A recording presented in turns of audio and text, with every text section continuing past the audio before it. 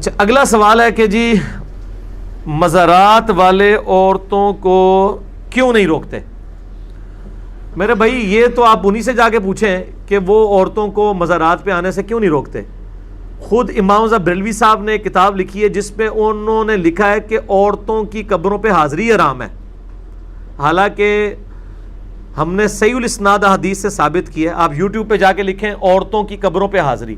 صحیح مسلم سے میں نے احادیث ثابت کی ہیں کہ عورتیں بھی قبروں پہ جائیں گی اور انہوں نے بھی درس عبرت حاصل کرنا ہے. البتہ ترمذی میں ابو داؤد میں ایک حدیث ہے کہ جو کثرت کے ساتھ عورتیں قبرستان جاتی ہیں ان پہ اللہ کے نبی کی لعنت ہے. کبھی کبھار تو ام عائشہ سے جانا بھی ثابت ہے اور نبی علیہ السلام نے حکم عام دی ہے. اور اس حوالے سے میرا وہ کلپ دیکھ لیں, اس میں میں نے علمی دلائل سامنے رکھے ہیں. عرب علماء اور یہاں پہ امام رضا بریلوی صاحب یہ اس ایک عجیب و غریب بات پہ متفق ہو گئے ہیں کہ جی عورت قبر پہ نہیں جا سکتی, عورت قبرستان جا سکتی ہے, البتہ کثرت کے ساتھ نہ جائے. عورت جنازہ بھی پڑھ سکتی ہے. صحیح مسلم میں کہ عائشہ رضی اللہ تعالیٰ عنہا نے ایک باقاعدہ صحابی کا جنازہ پڑھنے کے لیے صحابہ کو کہا کہ اس کی میت لا کے ادھر رکھو میرے حجرے کے سامنے, میں نے اس کا جنازہ پڑھنا ہے.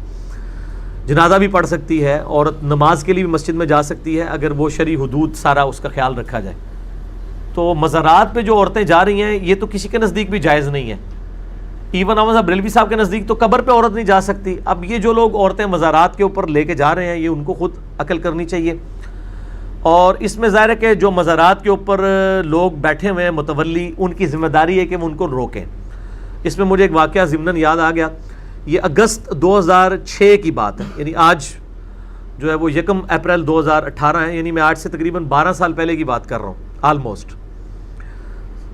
اس وقت میں کثرت کے ساتھ گولڈا جایا کرتا تھا جہاں پہ پیر میل شاہ صاحب کا مزار ہے. وہاں قریبی ہماری آفس کی طرف سے رہائش تھی F11 کے اندر.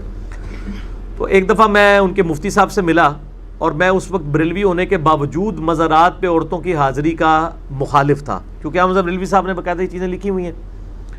تو میں نے مفتی صاحب سے ریکویسٹ کی کہ یہ جو مزارات پہ عورتیں آ کے بالکل اوپر چڑھی ہوئی ہیں, مرد و عورت کا اختلاط ہے, اس کو آپ روکیں. تو انہوں نے کہا کہ جی ہماری تو ذمہ داری ہے, ہم نے دیکھیں بینر لکھ کے لگا دیا کہ عورتیں نہ مزاروں کے اوپر آئیں, ہم اس کے زیادہ کیا کر سکتے ہیں. تو میں نے ان کو پھر ایک کاؤنٹر کوسچن کیا, ایک بریلوی بن کے, بریلوی ہوتے ہوئے کوسچن کیا کہ مجھے یہ بتائیے کہ اگر یہاں پہ کوئی عورت آ کے اس صاحب مزار کو برا بھلا کہنا شروع کر دے اسی مزار پہ کھڑے ہو کے, تو آپ اسے روکیں گے؟ کہا ہم روکیں گے. میں نے کہا نہیں, آپ لکھ کے لگا دیں کہ یہاں پہ صاحب مزار بزرگ کو گالیاں دینا منع ہے.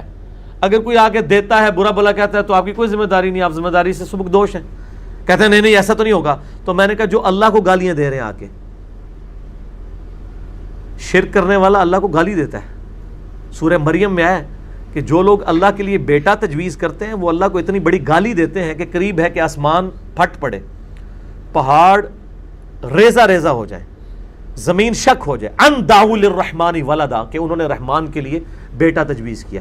یعنی اللہ تعالیٰ کی توحید کا معاملہ اتنا سینسٹیو ہے کہ ایک بندہ قبر سے جب جا کے مانگ رہا ہے توحید کی وائلیشن کر رہا ہے نا, ایاک نعبد و ایاک نستعین کی وائلیشن کر رہا ہے. آپ کے جذبات اللہ کے بارے میں نہیں بھڑکتے, اپنے بزرگوں کے بارے میں بھڑکتے ہیں. تو خیر وہ خاموش ہو گئے, ظاہر ہر ایک کی مجبوریاں ہوتی ہیں. تو اس طریقے سے یہ معاملات ہوتے ہیں. یہ چاہے تو روک سکتے ہیں لیکن ان کے لیے توحید کی سینسٹیوٹی شاید اس لیول کی نہیں ہے, اس لیے ان کو اپنے بزرگوں کے خلاف بولنے والوں پہ تو غصہ آتا ہے. لیکن اگر کوئی قرآن و سنت کے خلاف تعلیمات پھیلا رہا ہو, توحید کے منافی باتیں کر رہا ہو, تو اس پہ وہ کہتے ہیں بس ہمارا کام صرف سمجھانا تھا, وما علینا الا البلاغ. لیکن اپنے معاملات میں وہ کہتے ہیں کہ نہیں نہیں نہیں ہم نہیں چھوڑیں گے. ہم تو صرف سمجھا ہی سکتے ہیں. باقی میرا مسئلہ نمبر 27 مزارات کے اوپر, گنبد خضرا پہ قبروں کے احکامات پہ ڈیٹیل ہے. الحمدللہ لاکھوں لوگوں تک یہ ویڈیوز پہنچی ہیں, جسے شوق ہو تو وہ ضرور دیکھیں.